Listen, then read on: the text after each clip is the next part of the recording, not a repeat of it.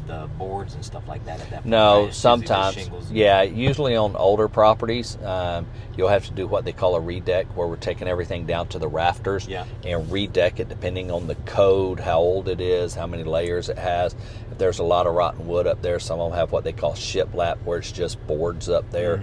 We'll have to take that. So we done one last week. Sometimes you run into that, but generally speaking, on your typical asphalt roof, you'll just tear everything down to the roof decking, inspect the substrate and that roof decking, and make sure there's no rotten areas, and then you'll start putting back the system from the roof deck up, is typically how it works. And on your average home, you're going to run into, on average, 2 pieces of plywood that are needed, which we provide at no charge. Because, around a fireplace or something, or penetration in a roof, maybe a little pipe that's sticking out, you'll have a little water penetration there from maybe a nail head or caulking missing or flashing issue.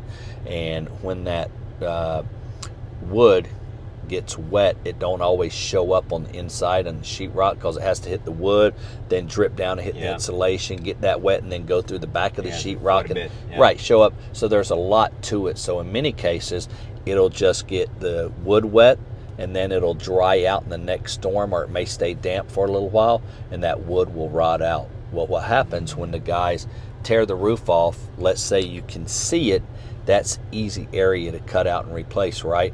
Well, what happens, if you notice, the guys tear the roof off, and then they're prying out the bad nails, and then they're hitting it with their hammer to drive in some of the other nails. While they're hitting it, we call it cleaning the roof. While they're doing that, you can hear by the noise the hammer makes that if you hit this, and then all of a sudden, I hit this, it's a different sound. Right. That's how it is new wood versus old rotted wood. So whenever they're hitting those nails and stuff, there's another science behind that most people don't realize. They're thinking, oh, they're just driving in nails and pulling out old nails. They're actually making noise on that plywood as they clean, and it makes a different sound. And as soon as they hit it, if there's any rot or mold or anything, they're like, oh, there's a different sound. We need to cut that out. Because they're going to be responsible just like we are. And that's why my crews have been with me forever. They will actually be the same crew that comes back out and fixes anything that's leaking. So they're like, why do they care? They're just a crew. No, these same crews have been with me for a long time. So, God forbid you have a leak 2 or 3, 5, 8 years down the road, you can pick up the phone and call SWAT.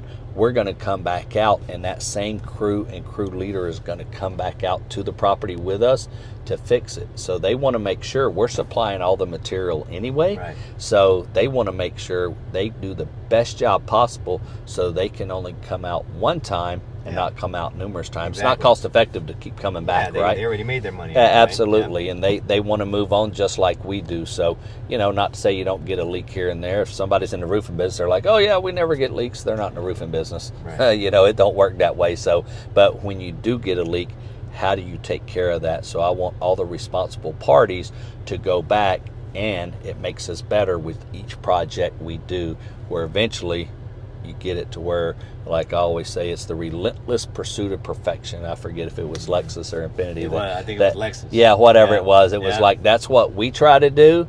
A little bit different animal with what we deal with, but we try to be as perfect as we can, because it's easier for everybody. It's easier on the homeowner. It's easier for us. It's more cost effective. It's just a win for all parties involved. So that's what we try to do. We're not perfect, but we try with everything we got to be as perfect as we can.